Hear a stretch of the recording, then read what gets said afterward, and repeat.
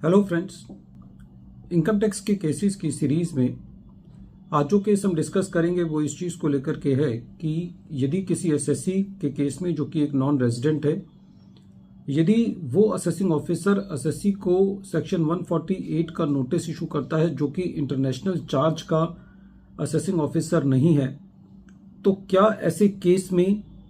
उस नोटिस के आधार पर की गई असेसमेंट वैलिड है?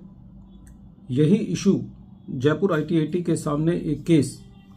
Sunil Chhablani versus commissioner of income tax international taxation के केस में सामने आई। ये केस असेसमेंट ईयर 18-19 से रिलेटेड है।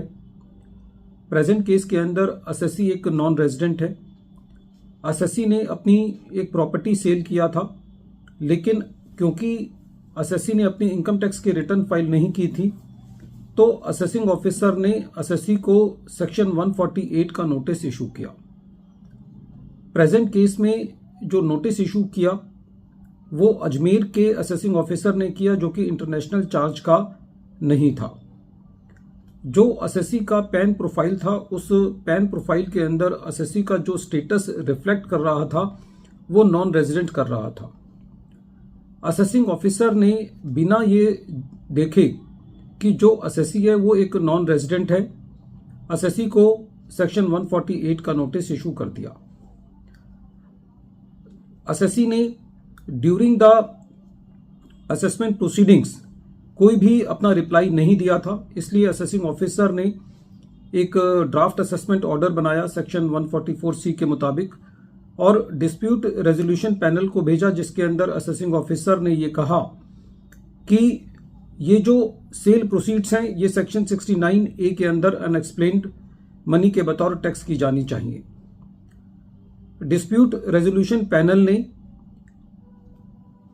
एक जो draft assessment order assessing officer ने बना के भेजा था उसमें ये तब्दीली की कि ये कहा कि प्रेजेंट केस के अंदर क्योंकि ये जो प्रोसीड्स हैं ये एक प्रॉपर्टी को की सेल की हैं, इसलिए ये सेक्शन 69A के अंदर ऐड ना हो करके ये लॉन्ग टर्म कैपिटल गेन के बतौर टैक्स होनी चाहिए। जब असेसमेंट ऑर्डर पास किया गया, जब ये नेशनल फेसलेस असेसमेंट सेंटर के अंदर चल रहा था, तो नेशनल फेसलेस असेसमेंट सेंटर ने भी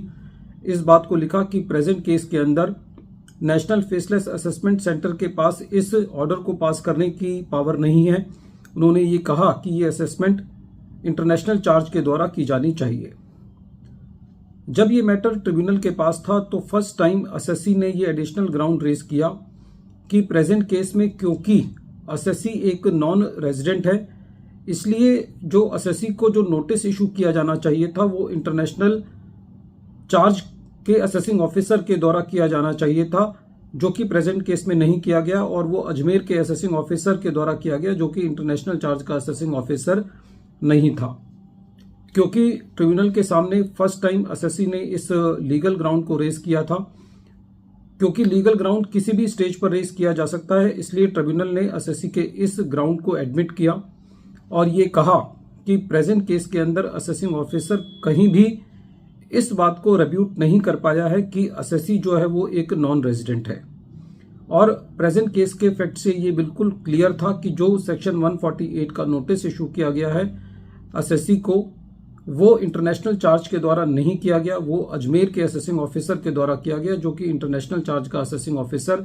नहीं था। इसलिए ट्रिब्यूनल ने ये कहा कि जो असेसमेंट एक ऐसे नोटिस के आधार पर की गई है जिस नोटिस को इशू करने की जुरिस्डिक्शन उस असेसिंग ऑफिसर को नहीं थी जिसने वो इशू किया है, तो ऐसे केस में जो सारी की सारी असेसमेंट प्रोसीडिंग्स हैं वो नल एंड वॉइड हैं। फ्रेंड्स, इनकम टैक्स की प्रोसीडिंग्स में जुरिस्डिक्शन का एक बहुत बड़ा महत्व है। असेसी को अपनी असेसमेंट प्रोसीडिंग्स कराते वक्त या कभी भी अपीलेट स्टेज पर इस चीज को जरूर सुनिश्चित करना है कि जिस असेसिंग ऑफिसर ने असेसी को नोटिस इशू किया है उस असेसिंग ऑफिसर के पास असेसी को नोटिस इशू करने की जुरिस्डिक्शन थी भी या नहीं। कई बार ऐसा होता है कि एक केस एक असेसिंग ऑफिसर से दूसरे असेसिंग ऑफिसर को ट्रांसफर किया जाता है। यदि उस केस को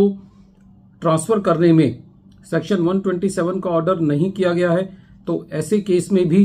असेसमेंट जो है वो वैलिड नहीं रहती। तो प्रेजेंट केस में ट्रिब्यूनल ने जुरिस्डिक्शन के आधार पर सेक्शन 147 के असेसमेंट ऑर्डर को क्वैश किया। वीडियो के अंत में एक बार फिर मैं केस का नाम रिपीट कर रहा हूं। केस का नाम है Sunil Chhablani versus commissioner of income tax international taxation, और ये case 116 ITR tribunal page number 187 पर रिपोर्ट हुआ और इस केस का जजमेंट 22 जुलाई 2024 को आया। Thank you friends.